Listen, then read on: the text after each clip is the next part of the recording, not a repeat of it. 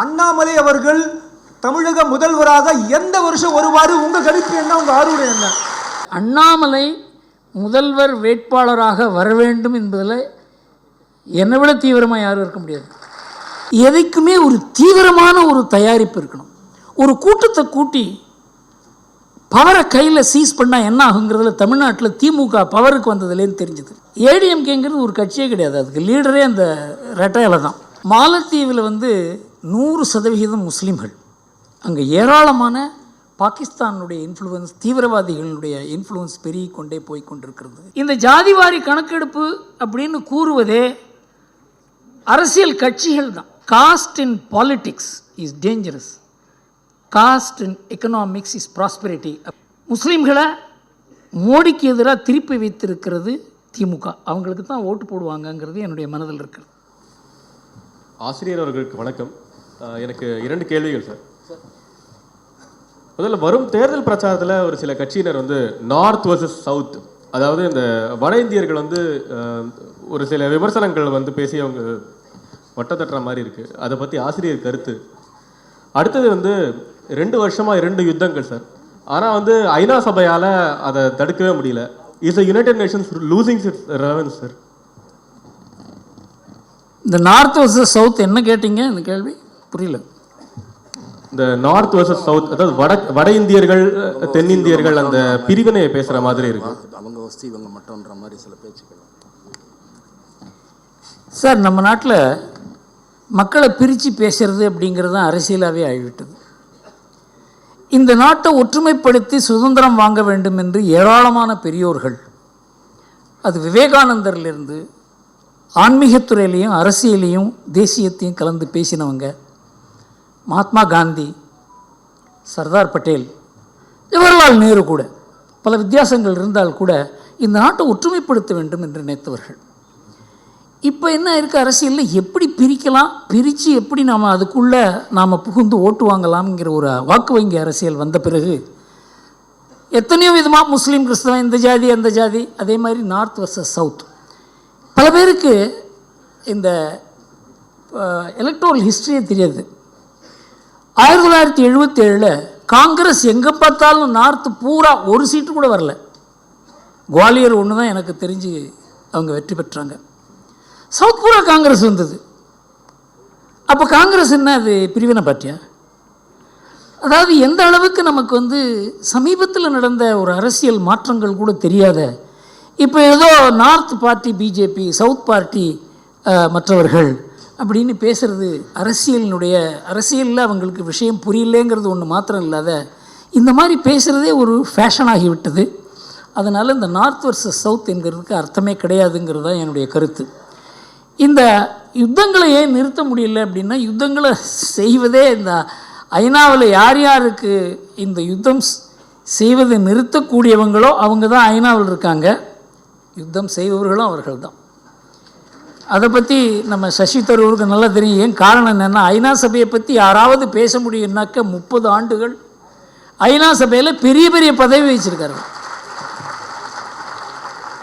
I request you to say a few words about the state of United Nations then and now and how it has weakened, because this is one of the questions which is agitating the Tughlaq reader's mind, and I get a lot of questions on that, but it is very difficult to explain in a few words which you may perhaps. இன்றைக்கு ஐநா சபை பலம் எழுந்திருக்கிறது.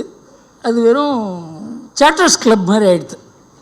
எதாவது பேசிகிட்டு இருக்காங்க, tea coffee வசதியாக இருக்குது, பில்டிங் இருக்குது, போயிட்டு வரத்துக்கு ட்ராவல் ஃபெசிலிட்டி இருக்குது, இதோடு நின்று விட்டதை தவிர இன்றைக்கு அதனால் ஒரு முடிவெடுத்து ஒரு நாட்டை நீங்கள் இது இப்படி செய்ய வேண்டும் என்று ஒரு நாட்டை கட்டாயம் செய்வதற்கு அதற்கு திராணி இல்லை. Bharadwaj, Madambakkam.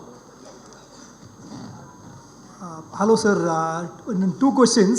Number 1,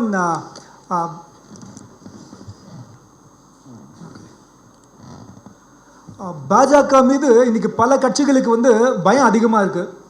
so in fact யாருக்கு அதிக பயம் அப்படின்னு தான் நம்மளுக்கு புரியவே இல்லை.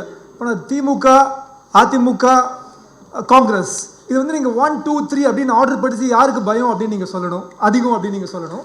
This is question number 1. Question number 2 sir, இன்னைக்கு வந்து மந்த்லி 2 times இன்ஃபேக்ட் ஒரு ப்ராக்டிஸாக போச்சு. ஏடிஎம்கேக்கு வந்து பிஜேபியோட அலையன்ஸ் இல்லை அப்படின்னு சொல்லி இன்ஃபேக்ட் ரீசெண்டாக எஸ்டிபிஐ மீட்டிங் கூட எடப்பாடி அவர்கள் அட்டன் பண்ணிட்டாரு. இதுக்கு மேலே எதுக்கு பாஜக ஒரு சைலண்ட் மோட்லேயே இருக்கு, பேச மாட்டேங்கிறது? இதுக்கு மேலே யார் பாஜக பேசவும் இல்லை ஏதாவது சொல்லி. அந்த ஃபைனல் கொஸ்டின்ஸ் ஆடியன்ஸ்க்காக, அண்ணாமலை அவர்கள் தமிழக முதல்வராக எந்த வருஷம் வருவார்? உங்கள் கணிப்பு என்ன, உங்கள் ஆர்வம் என்ன? Thank you sir. Thanks a lot. கிட்டத்தட்ட இங்கே வந்திருக்க திமுக பாஜக தொண்டர்களை நீங்கள் டிஎம்கே தொண்டர் மாதிரி விசில் அடிக்க வச்சுட்டீங்க. நீங்கள் பாஜகவை பற்றி யாருக்கு பயம்னு கேட்குறீங்க. ஸ்டாலின் சொல்கிறார் பாஜக ராகுல் காந்தியை கண்டு அஞ்சுகிறது. அதனால் யாருக்கு யாரை பார்த்து பயம் அப்படிங்கிறதுலேயே பெரிய டிஃப்ரென்ஸ் ஒப்பீனியன் இருக்குது. பாஜகவை பற்றி ஏன் எல்லோரும் அஞ்சுகிறார்கள் என்றால், பாஜக ஒரு கட்சி மாத்திரமல்ல, அது ஒரு இயக்கம், அது ஒரு சித்தாந்தம், அது ஒரு வாழ்க்கை முறை. இது ஏதோ ஒரு நாள் 2 நாளில் இது உருவாகலை. 100 ஆண்டு ஆர்எஸ்எஸ் இதுக்காக தபஸ் செய்திருக்கிறது. ஆர்எஸ்எஸ் இல்லாத பாஜக மற்ற கட்சிகள் போல தான் இருக்கும். அதற்கு ஒரு தேசபக்திங்கிற ஒரு தன்மை இருந்தால் கூட அது நாணயம், நேர்மை, கட்டுப்பாடு, இந்த கடமை கண்ணியம் கட்டுப்பாடுன்னு சொல்கிறாங்களே, அது ஆர்எஸ்எஸ்ல தான் இருக்குது. அதனால் பாஜகவுக்கு பின்னால் ஒரு பெரிய சக்தி இருக்கிறது என்றதை நாம் புரிந்து கொண்டால்தான் ஏன் பாஜகவை கண்டு அஞ்சுகிறார்கள் என்பது புரியும். அடுத்து ஏடிஎம்கே பற்றி கேட்டார். ஏடிஎம்கேங்கிறது ஒரு கட்சியே கிடையாது, அதுக்கு லீடரே அந்த ரெட்டையில தான். அதனால் அது எடப்பாடி தலைவர்னு சொல்லி நாம் அதை பற்றி ஏடிஎம்கே வந்து தள்ளியும் வைக்கக்கூடாது, அதை தழுவவும் கூடாது. அதுதான் பாஜகவுடைய லட்சியம். அவங்க வந்து நல்லா தெரியும், அவங்களுக்கு அரசியலில் பண்ணுறதுக்கு பாஜகவோட ஒரு நல்ல ஒரு யுக்தியான ஒரு பார்ட்டியை இன்றைக்கி பார்க்க முடியாது. எல்லாரும் சத்தீஸ்கரில் காங்கிரஸ் தான் ஜெயிக்கும்னு எல்லாரும் காங்கிரஸ்காரங்களே படுத்து தூங்கிட்டாங்க. என்ன ஆச்சுன்னு உங்களுக்கு தெரியும். ஏன்னா தெருவாக எந்த இடத்துல எத்தனை ஓட்டு நமக்கு இருக்குன்னு பாஜகவுக்கு தெரிந்த ஒரு தலைவர் இருக்கார், அவர் பேர் அமித்ஷா.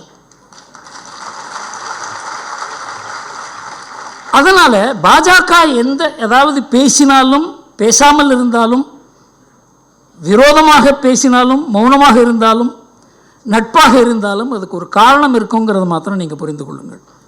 சுப்பிரமணியம், அக்கரைப்பட்டி,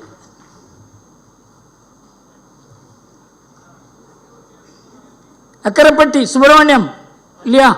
அடுத்தது பட்டாபிராமன், சென்னை.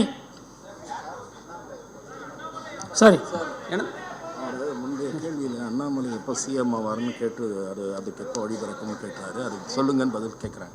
அதுவும் பாஜக முடிவு செய்யும் எப்பொழுது சொல்வது என்பது. எப்பவுமே ஒரு தயாரிப்பு இல்லாத ஒன்று சொல்லக்கூடாது. தயாரிப்புடன் தான் எதையுமே செய்ய வேண்டும். எனக்கு அரசியலில் ரொம்ப நாள் 1976, 77 ரொம்ப ஆழ்ந்த ஒரு ஈடுபாடு உண்டு. நான் கண்டது என்னவென்றால், எதைக்குமே ஒரு தீவிரமான ஒரு தயாரிப்பு இருக்கணும். ஒரு கூட்டத்தை கூட்டி பவரை கையில் சீஸ் பண்ணால் என்ன ஆகுங்கிறதுல தமிழ்நாட்டில் திமுக பவருக்கு வந்ததுலேன்னு தெரிஞ்சுது. ஒரு தயாரிப்பு இல்லாத, அதுக்கு ஒரு மனநிலை உருவாகாத,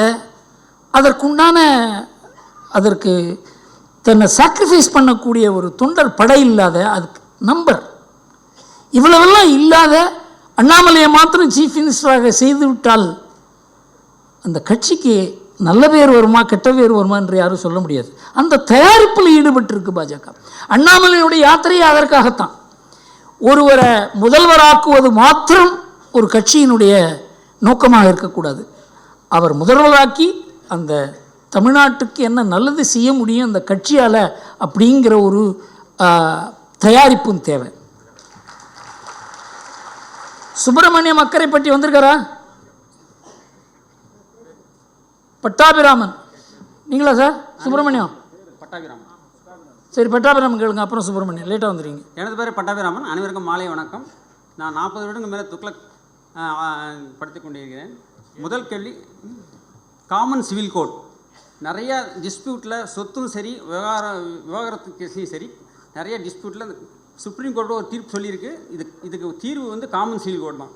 அதை நடைமுறைப்படுத்துவதற்கு என்ன சாதக பாதகங்கள், அதை ஆசிரியர்கள் விளக்க வேண்டும்.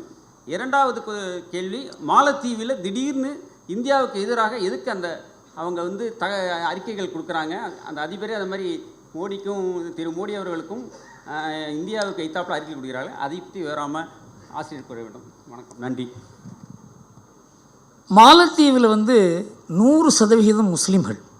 அங்கே ஏராளமான பாகிஸ்தானுடைய இன்ஃப்ளூயன்ஸ், தீவிரவாதிகளுடைய இன்ஃப்ளூயன்ஸ் பெருகி கொண்டே போய் கொண்டிருக்கிறது. நமக்கு அவங்களுக்கு நல்ல உறவு இருக்குது. அதில் இருக்க நல்லவர்கள் பலவர் நம்மோட சேர்ந்து வேலை செய்யணும்னு நினைக்கிறாங்க. அதில் இந்த பர்டிகுலர் தேர்தலில் நமக்கு எதிரானவர்கள் வெற்றி பெற்றதுனால இந்த மாதிரி ஒரு நிலை, இந்த நிலை நீடிக்காது. ஆனால் இதை வந்து சீனாவும் பாகிஸ்தானும் அவங்களுடைய நலனுக்காக பயன்படுத்தி கொள்வதனால இன்றைக்கு ஒரு பெரிய பிளவு ஏற்பட்டிருக்கிறது. இது நீடிக்காது என்பது தான் எனக்கு தெரிஞ்சவர்கள். அதை சசி தரூர் அதை பற்றி கூறலாம். எனக்கு தெரிந்த வரையில் இது நீடிக்காது என்று தான் தோன்றுகிறது.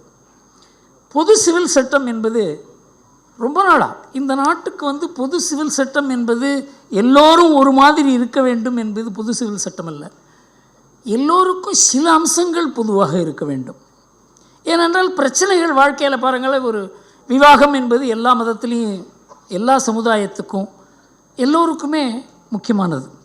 ரெண்டாவது, விவாக ரத்து வருகிறது, குழந்தை பிறக்கிறாங்க, அதில் பிரச்சனை வருது. குடும்ப பிரச்சனையெல்லாம் எல்லா மதத்துக்கும் எல்லா சமுதாயத்துக்கும் எல்லா இனத்துக்கும் பொதுவானதுனால பொது சிவில் சட்டம் தேவை. அது அந்த மதத்தினுடைய நம்பிக்கைகளையோ அந்த மதத்தினுடைய கோட்பாடுகளையோ அது வந்து அதுக்கு இப்போ எதிராக இருக்க போகிறதில்லை. ஆனால் இப்போ என்ன அதுக்கு தோற்றம் கொடுக்கப்படுகிறது என்றால், இந்த பொதுவான விஷயங்களில் கூட அந்த மதத்தினுடைய கோட்பாடுகள் தான் இருக்க வேண்டும். ஃபார் எக்ஸாம்பிள், சொன்னார் அந்த நெக்டரில் 4 பேரை திருமணம் செய்து கொள்ள வேண்டும். அது ஒரு கோட்பாடு இல்லை. அந்த காலத்தில் அரேபியாவில் அந்த மாதிரி ஒரு நிலைமை இருந்தது.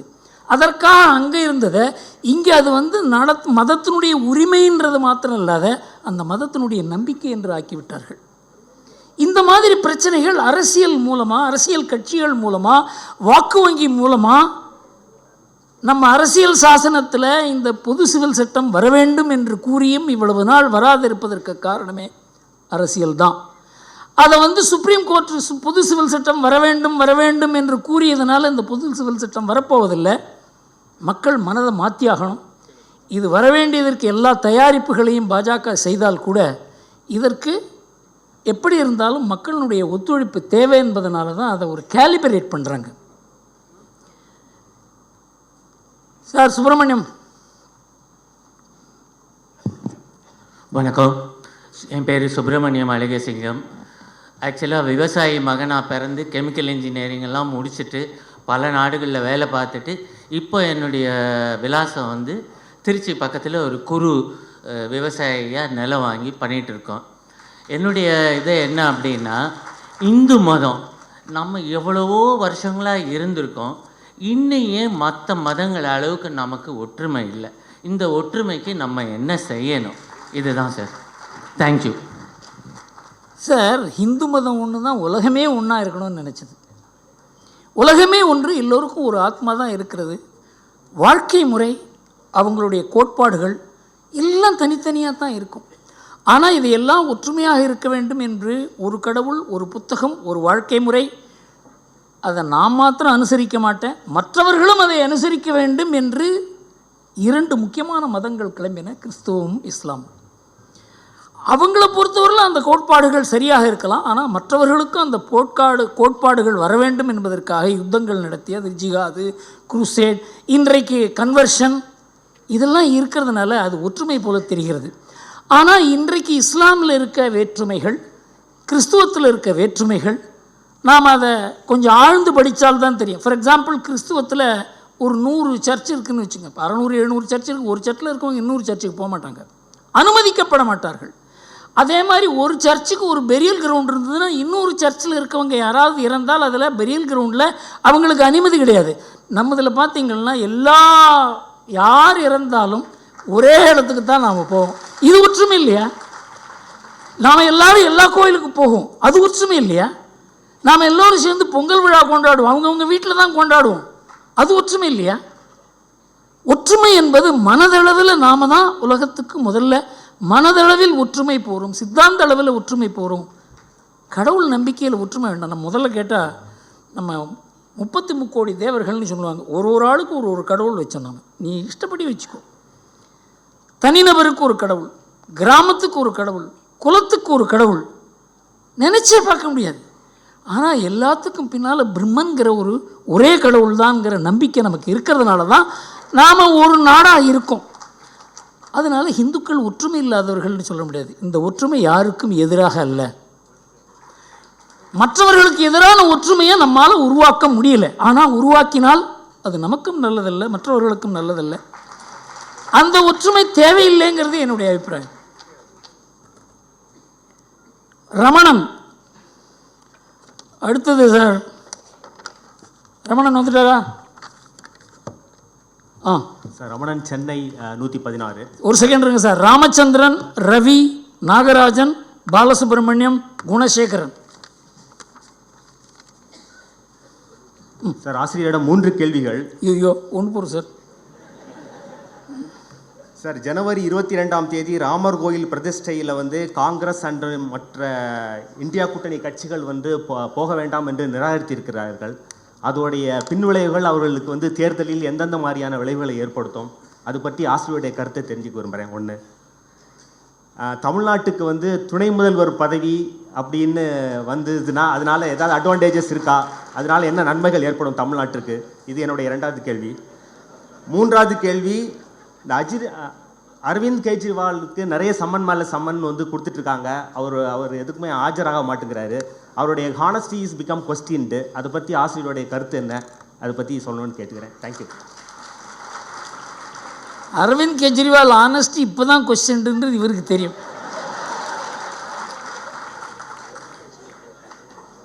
லஞ்ச ஊழலை எதிர்த்து எல்லா கட்சிகளும் லஞ்ச ஊழல் செய்யும் கட்சி, என் கட்சி மாத்திரம்தான் தூய கட்சி என்று சொல்லி அவர் ஒரு கட்சி அமைத்தார். அதற்கு முன்னால் எனக்கும் அவருக்கு ஒரு வாக்குவாதம் நடந்தது.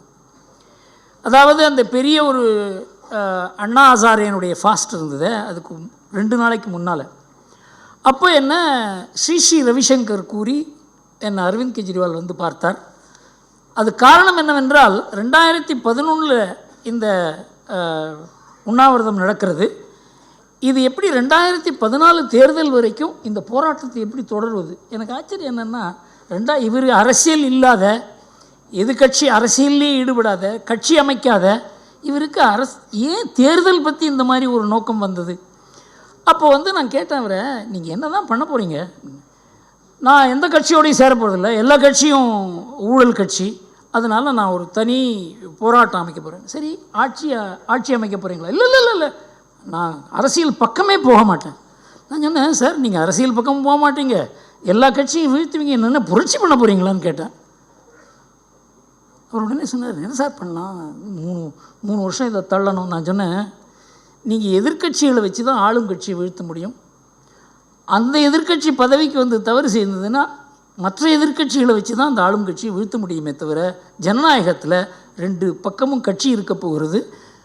நீங்கள் எல்லாரையுமே வெறுத்து ஒரு அரசியல் செய்ய முடியாது. அது தேசிய அரசியலாக இருந்தால் கூட. என்ன இப்போ நான் ரொம்ப I have move too far, என்ன செய்வதுன்னு கேட்டார்.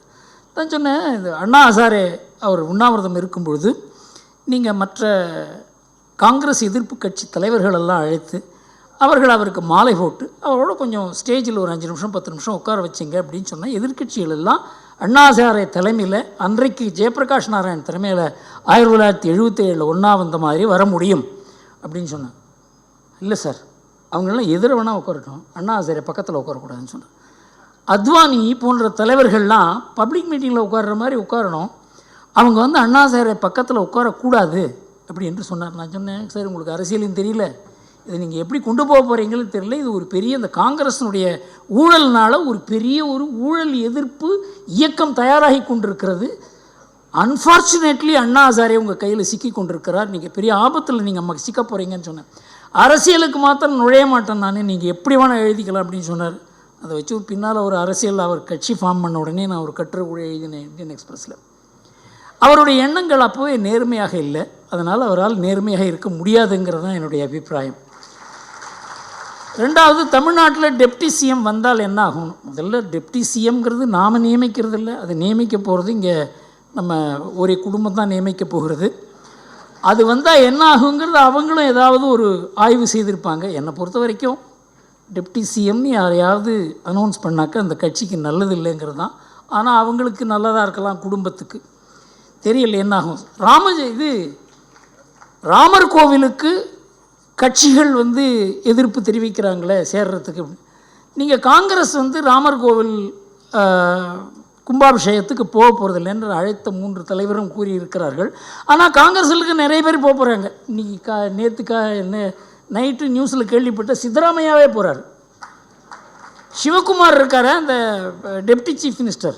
35,000 கோவில்லையும் விசேஷ பூஜை நடக்கும். அங்கே ஹிமாச்சல் பிரதேஷில் அந்த மினிஸ்டர் ஒருத்தர் நான் போவேன், ஆர்எஸ்எஸ் பிஜேபி செஞ்சால் என்ன, அவங்க தான் நல்ல காரியம் பண்ணியிருக்காங்க, கோவில் கட்டுறாங்க, நான் போனால் என்ன தப்பு. இந்த மாதிரி காங்கிரஸில் பெரும் பிளவு ஏற்பட்டிருக்கிறது. எந்த கட்சியுமே இதை புறக்கணிக்கும் கட்சியில் பிளவு ஏற்பட்டு கொண்டிருக்கிறது என்று தான் இப்போ தெரிகிறதே தவிர 22ஆம் தேதி தான் அதனுடைய முக்கிய விவரங்களும் தெரியும். ராஜகோபால்,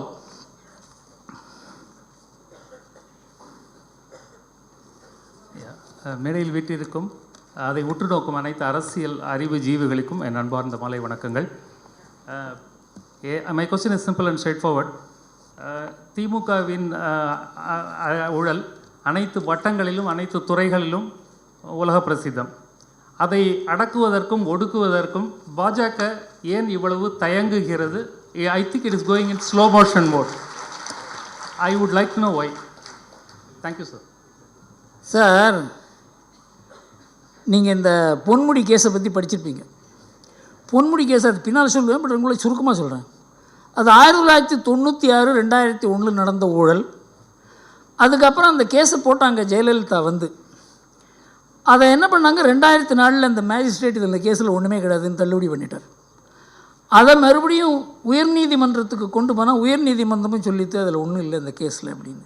உச்சநீதிமன்றத்துக்கு போய் 2015 உச்சநீதிமன்றம் இந்த வழக்கில் ஆதாரம் இருக்கிறது, இதை நீங்கள் இன்வெஸ்டிகேட் பண்ணணும். எப்போ 1995 நடந்த 2015 உச்சநீதிமன்றம் கூறுகிறது இதை விசாரணை செய்ய வேண்டும் என்று. அதை விசாரணை செய்து அது ஒரு ஸ்பெஷல் கோர்ட் அமைக்கிறாங்க. ஏன்னா இது சாதாரண கோர்ட்டாக இருந்தாக்க அவங்க வந்து ஒரு மாதிரியாக மேனேஜ் பண்ணிடுறாங்கன்னு விசேஷ கோர்ட் அமைத்து அவர்களுக்கு இந்த கேஸ் கொடுக்கப்படுகிறது. அந்த கேஸ் நடந்து 169 சாட்சியங்கள் அவங்க எக்ஸாமின் பண்ணிட்டாங்க. திடீர்னு அந்த மேஜிஸ்ட்ரேட் ஒரு லெட்டர் எழுதுகிறார் 2022 ஜூனில். நான் வந்து இந்த கேஸு சட்டுன்னு முடிக்க சொல்லியிருக்காங்க, அதனால 4 விடுமுறை நாட்களில் இந்த கேஸை நடத்திடலான்னு இருக்கேன் அப்படின்னு. அந்த கேஸு இந்த வெங்கடேஷ் ஜட்ஜி இருக்கார், அவர்கிட்ட போகுது. அவர் தான் அந்த கட்சியை அந்த கிரிமினல் கேஸ்லாம் பார்க்குற நீதிபதி. அவருக்கு ஏதோ ஒரு மாதிரியாக இருக்குடா, இந்த மாதிரிலாம் ஒரு ரெக்வஸ்ட் வருது அப்படின்னு. அதெல்லாம் நீங்கள் ஒன்றும் பண்ண வேண்டாம், நீங்களே இந்த கேஸை நடத்தக்கூடாது அப்படின்னு சொல்கிறார். ஏன்னா இது அவசரமாக நடத்துவதால் இதுக்கு பின்னால் ஏதோ ஒரு பின்னணி இருக்கிறது என்பது அவருக்கு புரிந்து விட்டது. அப்போ என்ன பண்ணுறாங்க, ரொம்ப முக்கியம், நாம் எல்லோரும் இதை பற்றி சிந்திக்க வேண்டும். 2 உயர் நீதிமன்ற நீதிபதிகள் சென்னையில் இருக்கவங்க நம்ம தலைமை நீதிபதிக்கு ஒரு கடிதாசி எழுதுகிறாங்க. இந்த கேஸை வந்து விழுப்புரத்துலேருந்து வேலூருக்கு ட்ரான்ஸ்ஃபர் பண்ணலாம். எதுக்காக? அதை உச்சநீதிமன்ற நீதிபதி பாவம் அவர் ஏற்றுக்கிட்டார். அதை அவருக்கு விஷயம் தெரியாது இது என்னன்னு. உடனே இந்த கேஸ் வேலூருக்கு ட்ரான்ஸ்ஃபர் ஆகிறது. 4 நாளில் 172 சாட்சியங்களை விசாரித்து 370 டாக்குமெண்ட்டை படித்து 280 பேஜில் ஒரு ஜட்ஜ்மெண்ட் எழுதி இவர் நிரபராதி அப்படின்னு சொல்கிறாங்க. இந்த மாதிரி ஒரு ஜுடிஷியல் சிஸ்டம் இருக்கும் பொழுது மோடி என்ன பண்ண முடியும்? யார் தான் என்ன பண்ண முடியும்? அதனால் விஜிலன்ட் பப்ளிக் ஒப்பீனியன் மூலமாகத்தான் இதை பண்ண முடியும். அது மாதிரி நாணயமாக இருக்க ஓரிரு நீதிபதிகள் மூலமாக தான் இந்த மாதிரி கேஸெல்லாம் வந்து வெங்கடேஷ் என்ன பண்ணார் தெரியுமா? அந்த கேஸை தன் கையில் எடுத்து இது விசாரிக்கப்பட வேண்டிய கேஸ் அப்படின்னு சொன்னதில் பெரிய ஒரு பூகம்பமே கிளம்பித்து. அவர் பேரெல்லாம் சொன்னாங்க. பெரியார் அப்போவே சொன்னார், நாம் சட்டம் பாஸ் பண்ணானே பாப்பான் தான் நீதிபதியாக இருந்து எல்லாத்தையும் நடத்துவான். அந்த மாதிரி அளவுக்கு நீச்சமான ஒரு பிரச்சாரம் நடந்தது. அவர் அதை கண்டு பயப்படலை. நான் தான் இந்த கேஸை நடத்துவேன்னு சொன்னார். உச்சநீதிமன்றம் கடைசியில் கூறியது இந்த மாதிரியெல்லாம் ஒரு ஜட்ஜி இருக்கிறது நமக்கு கடவுள் வரப்பிரசாதம் என்று கூறினார். அதனால் ஒரு பிரைம் மினிஸ்டர் ஏராளமான ஒரு அதிகாரத்தை கொடுத்து ஒரு பிரைம் மினிஸ்டர் வந்து விட்டதால நீங்கள் லஞ்சமெல்லாம் குறைஞ்சிரும்னு நினைக்காதீங்க. இது ஒரு பிரம்மாண்டமான பிரச்சனை. ரவி யார்? ராமச்சந்திரன், டி ராமச்சந்திரன், திருச்சி. ராமச்சந்திரன், திருச்சி 21. கடந்த 2.5 வருடங்களில் திராவிடன் மாடல் ஆட்சி சாதித்த சாதனைகள் என்ன? இதனால் எதிர்வரும் காலங்களில் தமிழகமும் தமிழக மக்களும் சோதனைகள் வேதனைகள் எப்படி மக்கள் எதிர்கொள்ள இருக்கிறார்கள்? சார், இந்த துக்ளக் ஆஃபீஸில் எப்போவுமே கொஞ்சம் இந்த முரசொலியை படிப்போம்.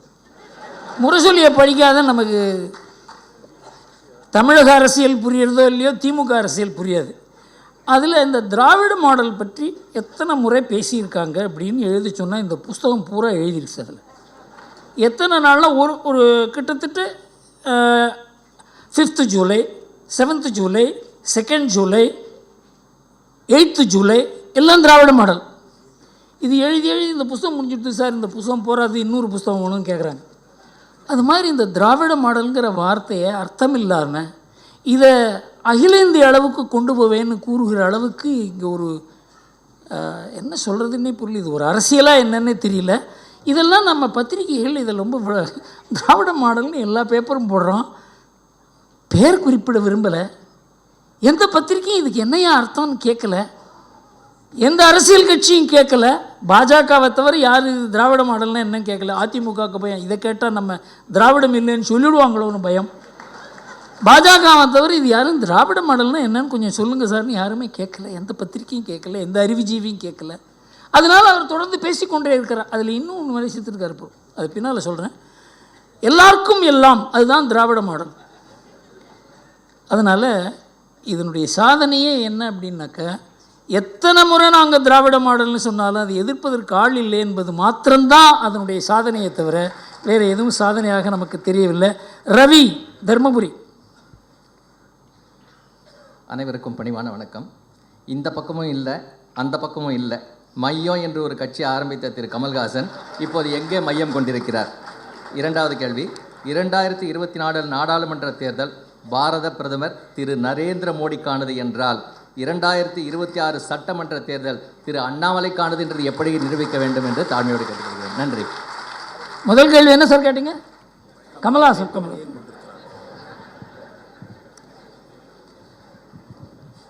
சார், இந்த எம்ஜிஆரை பார்த்து எல்லாருக்குமே என்ன தோணுதுன்னா, அரசியலுக்கு வந்தால் நமக்கு அரசியலில் பெரிய பதவி வந்துடும், நம்ம ஆட்சியை பிடிக்கலாம். எம்ஜிஆர் அப்படி இல்லை. எம்ஜிஆருக்கு 2 முக்கியமான அவருக்கு அட்வான்டேஜஸ் இருந்தது. ஒன்று அந்த திமுகவுக்குள்ளேயே ஒரு கட்சி வளர்ந்தது அவருக்கு, அவருடைய ரசிகர் மன்றம். அது ரசிகர் மன்றம் கட்சிக்கு வெளியில் இல்லை. அவங்க பூத் மெயின்டெனன்ஸ்லேருந்து, அவங்க எலெக்ஷனில் நிற்கிறதுலேருந்து அது ஒரு தனி பொலிட்டிக்கல் பார்ட்டியாகவே உள்ளே இருந்தது. அவர் வெளியில் வந்த உடனே ஒரு political party, readymade political party இருந்தது, யாருக்குமே இல்லை. நான் ரஜினியோட இதை பற்றி பேசியிருக்கேன். அவர் அரசியலுக்கு வரணும்னு சொன்னபோது இதெல்லாம் பேசும்பொழுது, சார் உங்களுக்குன்னு ஒரு அமைப்பு இல்லாத இந்த ரசிகர் மன்றத்தை மாத்திரம் வைத்து ஒரு கட்சி நடத்த முடியும் என்று எனக்கு தோன்றவில்லைன்னு நான் சொல்லியிருக்கேன் அவர்கிட்ட. வெளியில் எல்லோரும் என்ன நினச்சாங்க, நான் அரசியலை அவர் இழுக்கிறேன்னு நினச்சாங்க. கிடையாது, அவருக்கு ஆலோசனை தான் கூறினேன் நான். அதனால் எல்லோரும் என்ன நினைக்கிறாங்க, நமக்கு கூட்டம் வந்தாக்க நாம் ஒரு கட்சி நடத்தி விடலாம். அது மாதிரி ஏமாந்தவர் தான் கமல்ஹாசன். எங்கிட்டையும் பேசினார் அவர். ப்ரைவேட் கான்வர்சேஷன் தான், கொஞ்சம் சொல்லலாம் இருக்கேன். நான் கேட்டேன், சார் நீங்கள் 5 பேர் இருக்காங்களா சார் நீங்கள் நம்புற மாதிரின்னு கேட்டேன். 5 பேர். ஆனால் நாணயமாக இல்லைன்னு சொல்கிறார். முதல்ல என்ன தான் கூப்பிட்டு கேட்டார். பல பேர் கேட்டுருக்கலாம், ஆனால் என்ன முதல்ல ஆரம்பத்திலே கேட்டார். நான் சொன்னேன், அப்போ நீங்கள் கட்சி ஆரம்பிக்காதீங்க சார்னு சொன்னேன். 5 பேர் நம்பிக்கையாக இல்லைன்னா ஒரு கட்சி ஆரம்பித்தா எப்படி நடக்கும்? அதனால் இதெல்லாம் ஒரு ஃபோர்தாட் இல்லாத, கற்பனை இல்லாத, பவர் கையில் வந்தால் என்ன ஆகும், என்ன மாதிரி ஆள்லாம் நம்ம சுற்றி இருக்கான், அவன்லாம் என்ன செய்வான், இந்த மாதிரி ஒரு சிந்தனை இல்லாத ஒரு போக்கு இருக்கிறதுனால கூட்டம் சேருவதால் மாத்திரம் ஒரு கட்சி அமைக்க முடியாது என்பதை நிறைய பேர் பார்த்துருக்கோம். ஓரளவுக்கு சக்ஸஸ் ஆனது விஜயகாந்த், அவராலையும் முடியாத போச்சு. அதனால் கூட்டத்தால் மாற்றம் இன்றைக்கு ஒரு கட்சி அமைக்க முடியாது என்பதற்கு கமலஹாசன் உதாரணம். சார் 2024 பாஜக எந்த அளவுக்கு தமிழ்நாட்டில் ஒரு ஈர்ப்பை காமிக்கிறதோ அதுக்கு தகுந்தபடி 2026 பாஜக அண்ணாமலையை ப்ரொஜெக்ட் பண்ணும். சார் ஒரு ஆளை ப்ரொஜெக்ட் பண்ணுறது இப்படின்னு சொன்னாக்க, இப்போது ராம்தாஸ் கூட தான் அன்புமணியை ப்ரொஜெக்ட் பண்ணுறாரு. அன்புமணிக்கே ஒரு கூச்சமாக போச்சு. அந்த முறை இந்த துக்ளக்கில் ஆண்டு விழாவில் அவர் அழைத்திருந்தோம். அவருக்கு என்ன பண்ணுறதுன்னே புரியல. அவர் தான் முதலமைச்சர் கேண்டிடேட் அப்படின்னு சொல்லி பிஎம்கே சொல்லியிருக்கு. தயாரிப்பு இல்லாத அண்ணாமலையை அனௌன்ஸ் பண்ணுறது எந்த அளவுக்கு உச்சிதம்ங்கிறத பாஜக முதல்ல அவங்களுடைய தயாரிப்பு தான் முக்கியம்.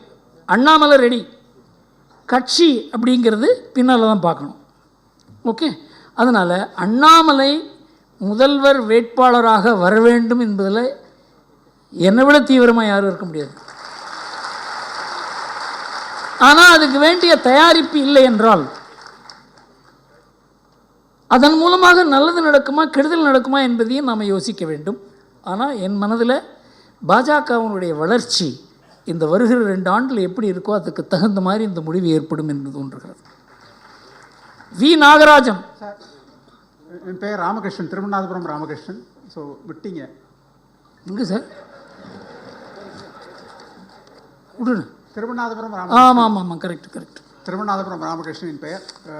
அனைவருக்கும் வணக்கம், ஆசிரியருக்கும் வணக்கம். என்னுடைய கேள்வி என்னென்னா, தமிழ்நாட்டில் துக்ளக் வாசகர்கள் எல்லா மாவட்டங்களிலும் இருக்கிறார்கள். ஸோ தேசிய உள்ளங்களுடைய கோரிக்கை என்னென்னா, இந்த மாதிரி துக்ளக் ஆண்டு விழா இந்த வருடமாவது பல்வேறு இடங்களில் தொடர்ந்து நடக்க வேண்டும். இந்த ஒரு ஃபங்க்ஷனோடு இல்லாமல் மற்ற ஊர்களில் திருச்சி, மதுரை, திருநெல்வேலி, சேலம், கோயம்புத்தூர் எல்லா இடத்துலையும் நடக்கணும். இந்த வருஷமாவது மேக்குள்ளே நடக்கணும் அப்படின்னு எதிர்பார்க்குறாங்க. தேசிய உள்ளங்கள் நான் சொல்கிறது என்னென்னா, உங்களுக்கு எல்லாருக்குமே தெரியும் அது பாஜகவினர் தான். பிகாஸ் தேசியம் அப்படிங்கிற கான்செப்டை காங்கிரஸ் கம்ப்ளீட்டாக கைவிட்டதுனால அது ஃபுல்லாக இப்போது பிஜேபிக்கு வந்துடுச்சு. அதுதான் என்னுடைய கோரிக்கை. நீங்கள் சொல்கிறத துக்ளக் பண்ண முடியாது, பிஜேபி தான் பண்ணணும்னு தோணுது எனக்கு. இந்த ஒரு ஆண்டு விழா அங்கே நடத்தி முடிக்கிறதுக்கே கஷ்டப்படுறேன் சார். எல்லாம் இங்கே பாருங்கள், துக்ளக்கில் எல்லாம் 60-70 வயசு. ரமேஷுக்கு என்ன வயசு? யங்ஸ்டர் இவர் தான். வயசு என்ன? 62. இவர் தான் எங்கள் யங்ஸ்டர். அதனால் எங்கள் கஷ்டம் உங்களுக்கு தெரியாது. துக்ளக் ஆண்டு விழா நடத்துவது என்பது ஒரு தடவை நடத்தினோம். ஸோ இது எந்த இதில் நடத்தினோம்? 1949 50வது பொன்விழா போது நடத்தினோம். பெரிய சக்ஸஸ். எங்கே போனாலும் கூட்டம், வரணும் வரணும் அப்படின்னு சொல்லி. எங்களால் தான் முடியல. அதனால் துக்ளக்கு இருக்க வரவேற்பை வைத்துக்கொண்டு அங்கங்கே ஆண்டு விழா நடத்த வேண்டும் என்றால் அதற்காக ஒரு தனி அமைப்பு தேவை. இதெல்லாம் இன்னி யோஜனை பண்ணுற ஸ்திதியில் நாங்கள் இல்லை. இந்த எலெக்ஷன்லாம் முடியட்டும். எல்லா கட்சியுமே அப்படி தான் இருக்காங்க. நம்ம கட்சியெல்லாம் பற்றி எழுதுகிற நம்ம துக்ளக் மாத்திரம் மாறுபட்டு இருக்க முடியாது. நல்ல ஐடியா தான், ஆனால் கஷ்டமாக இருக்குது. அடுத்தது V. Nagarajan. Balasubramanian, Chennai. Sir sir எங்கே சார் இருக்கீங்க? பாலசுப்ரமணியன், சென்னையா? ஆமாம் சார். கூப்பிட்டீங்க சார்? ஆமாம் ஆமாம், கரெக்டு. ஆமாம் ஆமாம் sir. India alliance, a group of gangsters, their venom towards Modi and their anger to come to power. I feel they will do anything to come to power, like provoking the Muslims to do terror activities. Do you feel the BJP government is prepared to face them? Thank you. Sir, இந்த கூட்டணி அமைக்கிறதுன்றது இருக்கு, அது எவ்வளோ கஷ்டம்னு எனக்கு தெரியும். 1989 ரொம்ப தீவிரமாக இருந்தவன் நான். கூட்டணின்னு எப்போ அனௌன்ஸ் பண்ணாங்களோ அப்போவே ஆபத்து வந்துடுதுன்னு அர்த்தம். நாங்கள் என்ன 1989 நாங்கள் என்ன முடிவு பண்ணோம், அது பின்னால் சொல்லலான்னு இருக்கேன். கூட்டணிங்கிற பேரையே உபயோகப்படுத்தாதீங்க அப்படின்னு. அந்தந்த ஸ்டேட்டில் என்னென்ன அட்ஜஸ்ட் பண்ண முடியுமோ பண்ணுங்க அப்படின்னு சொல்லி தான் 1989 ராஜீவ்காந்தியை தோற்கடிக்க முடிஞ்சது. கூட்டணின்னு சொன்ன உடனேயே யார் தலைவர், யார் செக்ரட்டரி, யார் மினிஸ்டர், யார் பிரைம் மினிஸ்டர் இதில் போய் மாட்டிக்கிட்டாங்க. அதனால் இந்தி கூட்டணி அப்படின்றதுக்கு அது வெற்றி பெறுவதற்கு வாய்ப்பு இல்லை. ஆனால் நிறைய ஒரு குழப்பங்களை உருவாக்க முடியும் அவங்களால. ஆனால் அதை இன்றைக்கு பாஜக இருக்கிற நிலைமையில் இந்த குழப்பங்களெல்லாம் அவங்களால் எதிர்கொள்ள முடியுங்கிறது தான் என்னுடைய நம்பிக்கை. நாகராஜன். அனைவருக்கும் மாலை வணக்கம். ஜாதிவாரி கணக்கெடுப்பு இதை தமிழக அரசு மத்திய அரசு பக்கம் தள்ளிவிட்டு இருக்கிறது, எல்லா இடத்துலையும் எடுக்கணும்னு. ஆனால் ஆசிரியர் பல ஆண்டுகளுக்கு முன்பாக ஜாதி ரீதியாக ஒரு ஆய்வு கட்டுரை நடத்தி துக்ளக்கில் வெளிவந்தது. லூதியானா, மத்திய பிரதேசம், குஜராத் மற்றும் சென்னை குப்பங்களில் விட எந்த அளவுக்கு ஜாதி ரீதியாக அவங்க பொருளாதார முன்னேற்றத்துக்கு உதவுதுன்றது. அப்போ இந்த ஜாதி ரீதியாக கணக்கெடுத்து இதை அமுல்படுத்தி இந்த தமிழகத்தினுடைய பொருளாதார நிலையை உயர்த்த முடியுமா அப்படி என்பதற்கு அந்த கட்டுரை திரும்ப துக்ளக்கில் வெளியிடப்படுமா?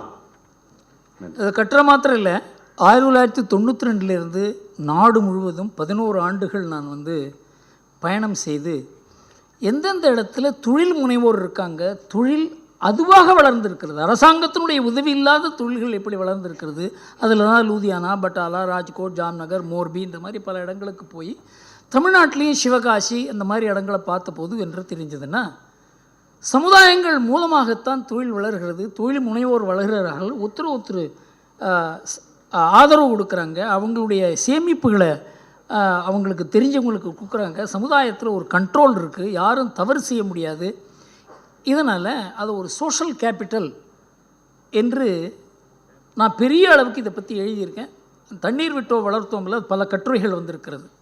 ஆனால் அரசியலில் போனால் அந்த சமுதாயத்துக்கும் கெடுதல், அரசியலுக்கும் கெடுதல். இந்த ஜாதிவாரி கணக்கெடுப்பு அப்படின்னு கூறுவதே அரசியல் கட்சிகள் தான். அவங்களுக்கு இந்த ஜாதியை எப்படி நம்மோட சேர்த்துக்கிறது, மற்ற ஜாதியோட, ஏன்னா 2 ஜாதியை பிரிக்கிறது தான் அரசியலே இன்றைக்கு. ஆனால் யார் வியாபாரம் பண்ணுறாங்களோ, தொழில் பண்ணுறாங்களோ, மற்ற ஜாதியோட நல்ல உறவு இருக்கணும்னு நினைப்பாங்க. ஸோ பொருளாதாரத்தில் ஜாதி எல்லோரையும் இணைக்கிறது, அரசியலில் ஜாதி எல்லோரையும் பிரிக்கிறது. அதனால் cost in politics is dangerous, cost in economics is prosperity அப்படிங்கிறத பற்றியே நான் ஆர்டிக்கல் எழுதியிருக்கேன். ஜாதி என்பதை 2 விதமாக பார்க்க முடியும். ஒன்று ஆக்கப்பூர்வமாக பார்க்க முடியும், அது ஒரு கலாச்சார பண்பு, நாகரிகம் உள்ள, அதாவது ஒரு பழக்க வழக்கம் உள்ள, ஒருத்தருக்கு ஒருத்தர் புரிந்து கொண்டு வேலை செய்யக்கூடிய அளவுக்கு ஒரு பெரிய ஒரு அன்இன்கார்பரேட்டட் கம்பெனி போல் அது. ஆனால் அதையே அரசியலில் கொண்டு வரும்பொழுது ஜாதியும் பிரிகிறது, அரசியலையும் பிரிக்கிறது. அதனால் அரசியல் நோக்கத்தோடு இந்த ஜாதிவாரி கணக்கெடுப்பு என்று கூறுவதால் அது தவறு என்று தோன்றுகிறது. பாலசுப்ரமணியன் பாடி. குணசேகரன் ராயப்பேட்டை. குணசேகரன் பேசுகிறாரா? இல்லை, கூப்பிட்டார். பாலசுப்ரமணியன் பாடின்னு ஒன்று போட்டிருக்க. குணசேகரன் இல்லை வேறு இது வேலை பாலசுப்ரமணியம். இல்லை தப்பு இருக்கு. அனைவருக்கும் வணக்கம். 3 கேள்விகள். சார் 3 கேள்வியா? சின்ன கேள்வி தான். சரி சரி. தேசிய அளவில் பாரதிய ஜனதா கட்சி 60% மேலான தொகுதிகளை பெற வேண்டும் என்று மனத்து காட்டுகிறார்கள். தமிழகத்திலே பொறி வைத்து, உட்பொருள் வைத்து, காவலும் செய்து திரு அண்ணாமலை மேற்கொள்ளும் பெரும் முயற்சிகள் 60% தொகுதிகளை தமிழகத்தில் பெற்றுத்தருமா? 2வது, சிறுவயதில் என் வீட்டில் சாராய கடைகளை பார்த்து மிகவும் அவசரப்பட்டவன் நான். ஆகவே கல்லுண்ணாமை என்ற அதிகாரம் திருக்குறளில் இருக்க வேண்டுமா, மாற்றப்பட வேண்டுமா, அல்லது நீக்கப்பட வேண்டுமா? ஏனென்றால் அண்ணாமலை அவர்கள் கள்ளுக்கடை வேண்டும் என்று சொல்கிறார், இது புரியவில்லை. 3வது, 3 முறை முதல்வர், 3 முறை பாரத பிரதமர், நிகழாண்டில் பெரும் உலகத் தலைவர்கள் ஒருவரான மோடி அவர்கள் எப்போது உன்னத உலகத் தலைவராக வருவார்? 26க்கு பிறகா, அதற்கு முன்பேயா? இதுதான். நன்றி சார். இந்த கல் சாராய விஷயம் இருக்க, அது மனிதனுடைய குணத்தை சம்பந்தப்பட்டது. இதற்கு காந்தி ஒரு பெரிய மூமெண்ட்டே நடத்தினார் அதுக்கு எதிராக. அதெல்லாம் இப்போ பண்ணுறதுக்கு ஆள் இல்லை. இன்றைக்கு நாம் போலீஸை நம்பி தான் இதை பண்ணுறோம். இந்த மதுவிலக்கை கொண்டு வரும்போது கள்ளச்சாராயம் காய்ச்சறாங்க, அது போலீஸும் கள்ளச்சாராயம் காய்ச்சறவங்களும் சேர்ந்துக்கிறாங்க. அதனால் இது ஒரு பிரம்மாண்டமான பிரச்சனை. இதை வெறும் அரசியல் நோக்கத்தோடு மாத்திரம் பார்க்க முடியாது.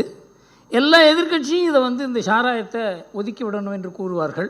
ஆனால் ஆளுங்கட்சியான உடனே அவங்களுடைய இது இங்கே திமுக என்ன பாருங்கள், இந்த கனிமொழி தான் சொன்னாங்கன்னு நினச்சாங்க. ஒரே ஒரு பொய் தான் சொன்னோம், மதுவிலக்கு கொண்டு வருவோன்னு சொல்லி. 1000 பொய்யை சொல்லி ஒரு கல்யாணத்தை பண்ணுன்னு சொல்லுவாங்க. நாங்கள் ஒரே ஒரு பொய்யை சொல்லி தானே ஆட்சிக்கு வந்தோன்னு கேட்டாங்கன்னாங்கம்மா. அதாவது எல்லாருமே எதிர்க்கட்சியில் இருக்கும்பொழுது கூறுவதெல்லாம் ஆளுங்கட்சியாக இருக்கும்போது அவங்களால செய்ய முடிவதில்லை. அதில் மதுவிலக்கும் ஒரு முக்கியமான விஷயம். இதற்கு பெரிய நம்ம ஆன்மீகவாதிகள், சமுதாய தலைவர்கள் இதுக்காக நேரம் கொடுக்கணும். எல்லோரும் டிவி எதிர உட்காந்துருக்கிறது, எத்தையாவது பொழுதுபோக்குறது, அது மாதிரி இல்லாத சமுதாயத்துக்கு வேலை செய்ய நிறைய பேர் தயாராகணும். ஒரு காலத்தில் இருந்தாங்க அப்படி, நானே பார்த்துருக்கேன். நான் இளைஞனாக இருக்கும்போது எத்தனையோ பேர் சமுதாயத்துக்காக வேலை செய்யப்பட இருந்தாங்க. இப்போல்லாம் யாருமே அந்த மாதிரி வரதில்லை. காரணம் என்றால் அரசியல் அந்த அளவுக்கு நம்ம மனசை தாக்கி இருக்கிறதுனால, பொதுவாழ்வு என்றாலே அரசியல் என்று ஆகிவிட்டது. அதனால தான் இந்த மாதிரி பிரச்சனைக்கெல்லாம் நம்ம தீர்வு காண முடியல. இந்த பிரச்சனைக்கு தீர்வு காண வேண்டும் என்றால் இது ஆன்மீகவாதிகளும், சமுதாய நலன், தேச நலன், நம்ம குடும்ப நலன், பெண்கள் நலன், இதில் ஈடுபாடு உள்ளவங்கள்லாம் சேர்ந்தாதான் இந்த காரியம் முடியுமே தவிர ஒரு கட்சியால் இது முடியும் என்று எனக்கு தோன்றவில்லை. அடுத்தது 60% என்ன சார் கேள்வி? டெல்லியில் 300க்கு மேலே வரும் பிஜேபின்னு சொல்கிறா. இங்கே 60% தொகுதி வருமா தமிழ்நாட்டில் பிஜேபி? சார், தமிழ்நாட்டில் பிஜேபி 60% தொகுதி வருமானு நீங்கள் இப்போ கேட்டிங்கன்னா அதுக்கு என்னால் பதில் சொல்ல முடியாது. ஆனால் பிஜேபி இந்த தேர்தலில் தனியாக நின்றால் கூட பெருமளவு வாக்குகள் வாங்கும் என்பது மாத்திரம் தெரியும். எந்த தொகுதியில் அவங்க ஜெயிப்பாங்க? பல தொகுதியில் அவங்க சில தொகுதியில் ஜெயிக்கக்கூட முடியும். பல தொகுதிகளில் அவங்க 2வது ஸ்தானத்தில் கூட வர முடியும்னு சொல்கிறாங்க. இந்த தேர்தலில் தான் அது தெரியுமே தவிர அதற்கு முன்னால் ஒரு கணிக்க முடியும் என்று தோன்றவில்லை. அடுத்தது மோடியினுடைய தலைமை. உலகத் தலைவராக எப்போ உயர்வார்? சார், மோடி தான் இப்போ உலகத் தலைவரே.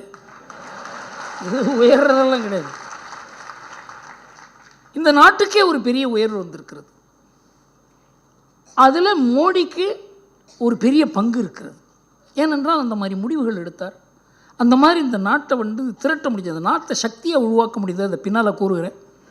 அதனால் மோடி பெரிய தலைவராக இனிமே உருவாவாரா இல்லை, உருவாகி இருக்கிறாருங்கிறத நாம் ஏற்றுக்கொள்ள வேண்டும். தேவகுமார் தீக்ஷிதர்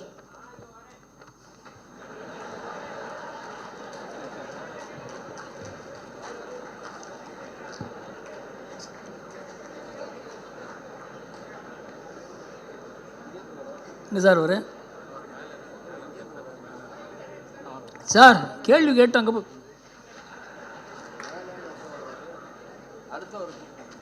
இவ்வளோதான் எதுவும் கடைசின்னு நினைக்கிறேன். எஸ் மகாதேவன். மகாதேவனா? மகாதேவன் ஒரு பேரே இல்லையே. சரி கேட்டுருங்க சார், வந்துட்டீங்க கேட்டுருங்க. பேசுகிறாமா? கேட்டுருங்க. எஸ் மகாதேவன், கோடம்பாக்கம்.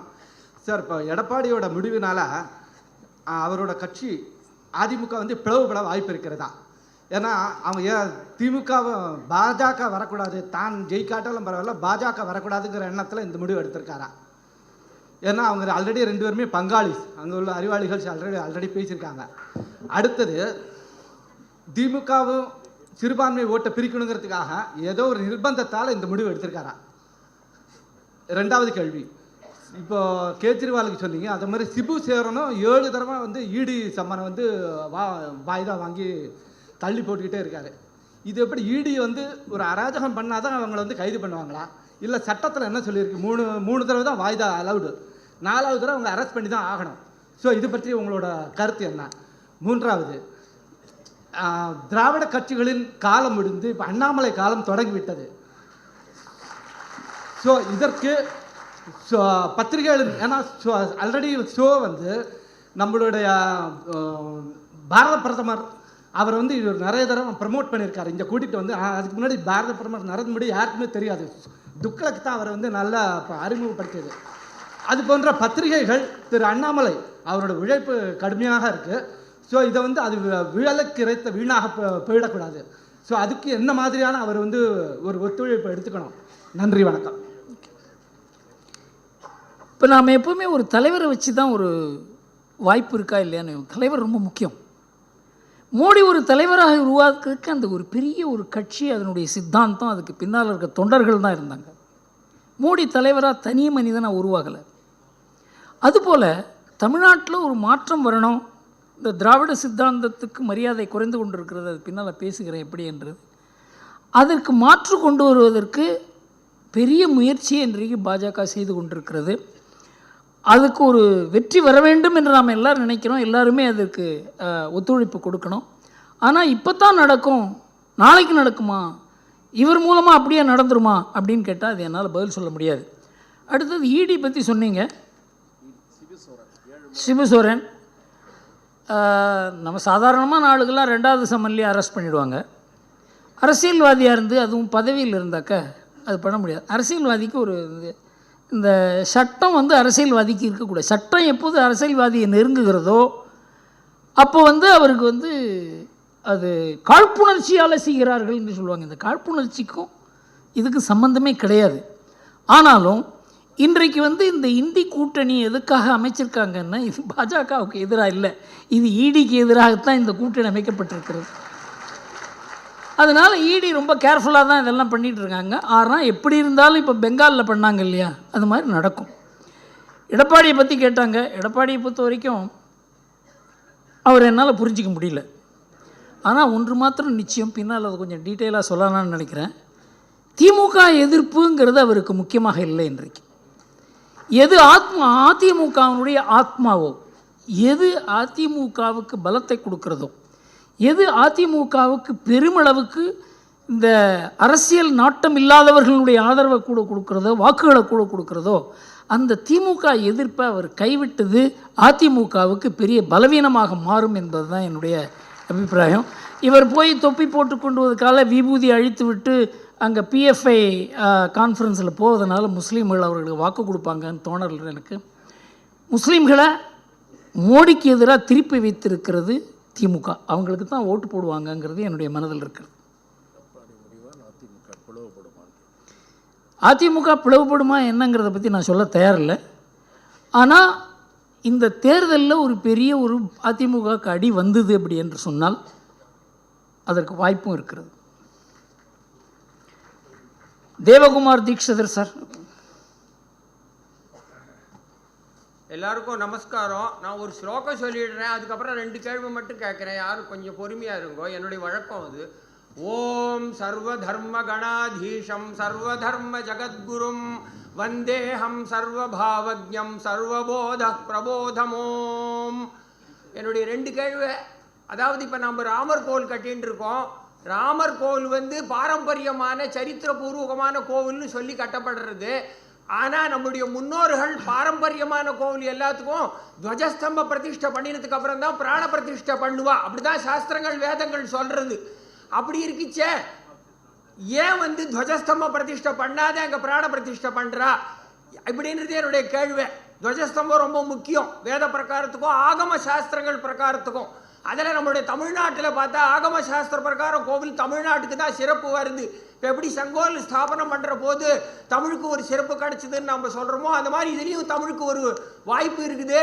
அந்த வாய்ப்பு வந்து அங்கே ஏன் வரல, துவஜஸ்தம்ப பிரதிஷ்டை பண்ணலை? இதை தமிழ்நாட்டில் இருக்கிற பண்டிதர்களோ சாஸ்திரம் தெரிஞ்சவங்களோ ஏன் கேட்கல?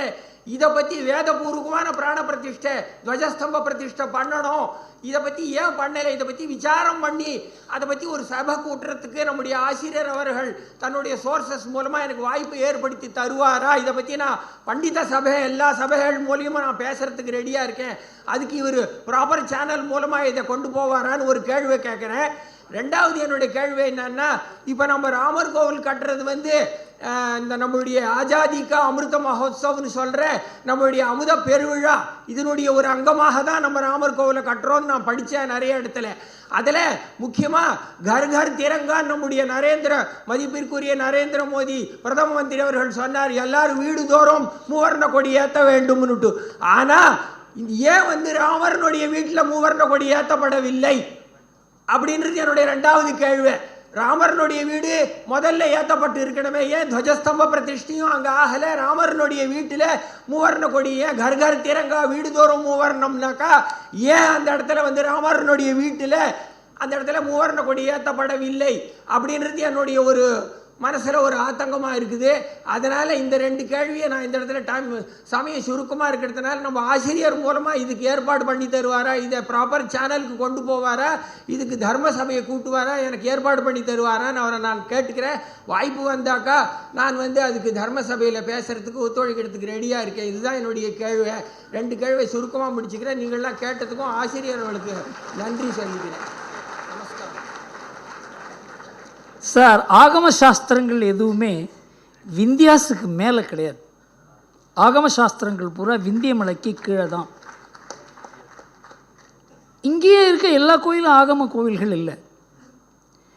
அதனால் விந்திய மலைக்கு மேலே இருக்க எல்லா கோவில்களுமே ஆகம சாஸ்திரத்துக்கு கட்டுப்பட்டது இல்லை.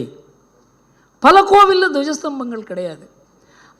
இந்த கோவில் கட்டுற சாஸ்திரங்கள் எல்லாம் அந்தந்த இடத்துக்கு தகுந்தபடி அமைத்திருக்கிறார்களே தவிர, நீங்கள் போய் இதில் கேதார்நாத்தில் ஏன் இப்படி இல்லை, பத்ரிநாத்தில் ஏன் இப்படி இல்லை, இதெல்லாம் கேட்க முடியாது. ஏன்னா அந்தந்த இடத்துக்கு தகுந்த சாஸ்திரங்கள் அதுதான் நம்ம இந்து மதத்தில் பெரிய விஷயம். பிள்ளையாருக்கு கோவிலே வேண்டாம், அது ஒரு மரத்தடியில் வைக்கலான் இருக்கு. அது அலோவ் பண்ணியிருக்காங்க.